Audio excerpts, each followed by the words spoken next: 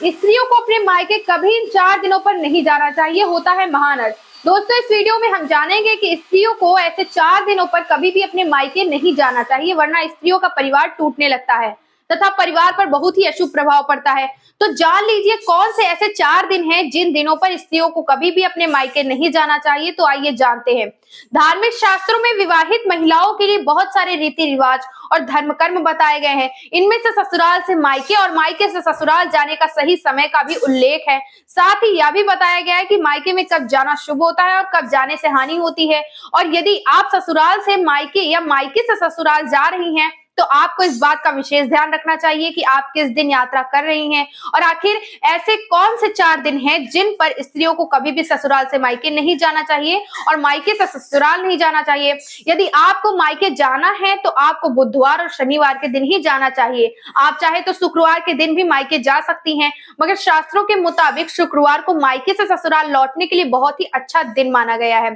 शास्त्रों के अनुसार एक पक्ष यह भी है कि बुध और चंद्रमा दोनों शत्रु होते हैं और महिलाओं की कुंडली में यदि चंद्रमा प्रबल है और बुध कमजोर है तो बुधवार के दिन भी महिलाओं को मायके नहीं जाना चाहिए। साथ ही साथ ससुराल से मायके जाने के लिए चतुर्थी और अष्टमी का दिन सबसे ज्यादा शुभ माना जाता है। मगर आप यदि 9वीं के दिन ससुराल लौटना चाहती हैं तो ये ना करें, बल्कि आपको मायके जाकर ये कम से कम 5 दिनों तक वक्त जरूर बिताना चाहिए। आप वापसी के लिए पूर्णिमा का दिन चुन सकती हैं या फिर आप एकादशी के दिन भी ससुराल वापस आ सकती हैं। तो आइए जानते हैं कि वह कौन से 4 दिन ऐसे हैं जिन दिनों स्त्रियों को मायके नहीं जाना चाहिए। नंबर 1, आपको मायके जाने के लिए कभी भी चंद्र ग्रहण, सूर्य ग्रहण और अमावस्या के दिन का चुनाव नहीं करना चाहिए। यदि आप इस दिन मायके पहुंचती हैं तो मायके के लोगों को धन की हानि होती है तथा आपके वैवाहिक जीवन में तनाव बढ़ सकता है, इसीलिए इन दिनों में मायके न जाएं। और नंबर 2, वहीं आप 9 दिन मायके में रहने के बाद यदि 9वें दिन ही ससुराल लौट रही हैं तो आपको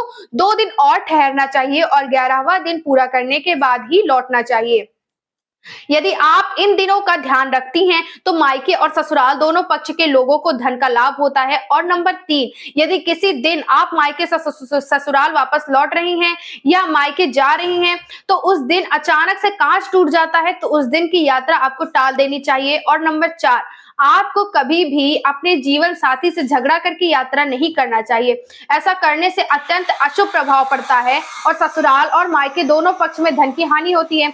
मित्रों, जब बेटियां मायके से ससुराल जाती हैं तो हमारे भारतीय परंपरा में माता पिता अपनी बेटी की खुशी के लिए उसे कुछ ना कुछ अवश्य देते हैं। यह अक्सर देखा गया है कि जब भी बेटियां अपने मायके जाती हैं तो कुछ ना कुछ जरूर लेकर आती हैं, जिन चीजों की जरूरत रोजमर्रा की जिंदगी में उनकी बेटी को पड़ती है, क्योंकि कई बार हम खुशी खुशी में अपनी बेटियों को बहुत सी ऐसी चीजें दे देते हैं जिसे देना अशुभ माना जाता है। हिंदू धर्म शास्त्रों के अनुसार, बहुत सारी रीति रिवाजों के अनुसार गलत चीजें यदि बेटियां शादी के बाद ले आती हैं अपने घर तो उसके घर में, परिवार में अशांति आ जाती है, तनाव का माहौल हो जाता है, यहाँ तक कि बेटी के सुहाग पर भी इसका बुरा असर पड़ता है। आखिर क्या है वह चीज जिसे बेटियों को कभी भी शादी के बाद अपने ससुराल लेकर नहीं आना चाहिए? मित्रों, वह है नमक।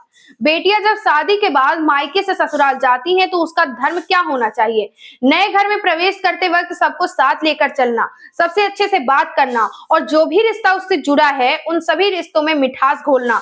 ऐसे में यदि वह मायके से नमक लेकर ससुराल में प्रवेश करेगी तो उसका रिश्ता टूट सकता है, रिश्ते खराब भी हो सकते हैं, उससे जुड़ा हर रिश्ता नमकीन हो सकता है। इसलिए बेटियों को विदा करते वक्त नमक लेकर नहीं आना चाहिए।